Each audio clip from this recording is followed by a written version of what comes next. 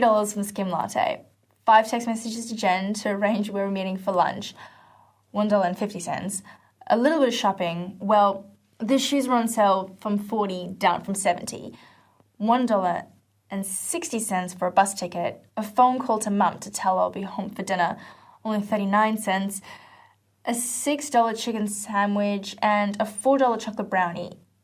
It's Wednesday, and I only have $10 left for the rest of the week. My friends are laughing at me again because I can't afford to put credit on my phone. Some of that, yeah, I know, shouldn't have gone on shopping. And I bought those shoes. But even when I think I'm being good, I lose track of what I'm spending, and I run short at the end of the week. It's time to get serious and do something about this. And no, credit cards and borrowing from friends are not good options. You know, I've been told this kind of thing happens when you're not making a distinction between a need and a want. A need is an essential that a person must have in order to survive. You know, like food or clothing and shelter. A want is a desire, something that isn't really essential to day-to-day living. Things like sending heaps of text messages on your mobile phone, chocolates, eating out, and designer clothes. If you don't think about what you're spending in terms of what you really need, things can get out of control really easily. You spend all your money on the non-essentials, and it can be the little stuff that gets you. I buy a coffee from my local cafe every day. I don't need it, but I want it. And it's cheap, right? But it adds up though. If I have a coffee every day in the week, it'll be $3 times 7. That's $21. $21 a week on a want. That is what I call a spending leak. Little things you don't really need that add up to a whole lot of money. Anyway, let's get back to the list of what I spent today. The coffee, the text messages, the shopping, the bus ticket, the phone call, the sandwich, and the brownie. And I want to add one more thing to my list, my gym membership. It comes out of my bank account automatically, so I always forget when I'm thinking about my spending. What I want to do with my list is pick out what are the needs and wants, and especially what things could be spending leaks. There are things that I really need. The bus ticket is one, and the phone call to Mum is essential, not just because I want to eat tonight. Then there are obvious wants. The $3 skim latte, we've already talked about that. I should probably stop buying so much coffee. The shopping, the shoes were a definite want rather than a need, even though they were on sale. I've got plenty of shoes, so I don't really need to buy another one. I could have saved myself $40.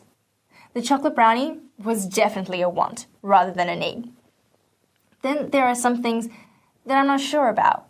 The chicken sandwich, I need to eat, but then if I need to save, then I can always invite Jen around to my place and we can make lunch at home. Eating out is a bit of a spending leak. My $70 gym membership, exercise is important, but maybe I could get a better membership rate.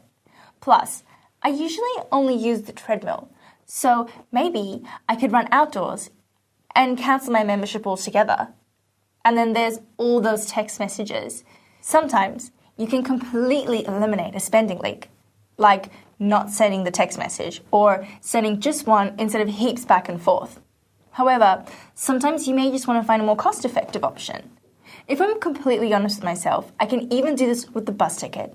If I buy a weekly ticket that covers both trains and buses, I can save about $20 from buying a ticket each time I go out. That's pretty good.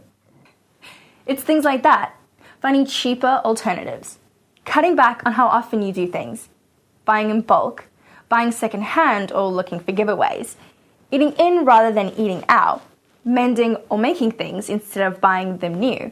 That can really make a big difference in spending leaks. If I tally up what I could have saved today, it would be $3 on a skim latte, $1.50 on text messages, $40 on shoes, $6 on a sandwich, and $4 on a chocolate brownie. That's $54.50, not even taking into account the savings from the bus ticket. That's a pretty big saving. I can put that money towards saving goals that I have. You too could find similar savings in your day-to-day spending. Here's how you can. Step 1. Draw up a list of expenses for a day or a week. And remember, any hidden expenses like automatic debits from your bank account. Step 2. Figure out which ones are needs and which ones are wants. Remember, all these small wants really add up. Step 3. Think about what you can completely eliminate, but also think about alternatives that will make things cheaper. You can try it all out now.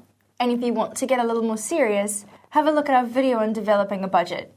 Great. I'm looking forward to actually being able to afford to save.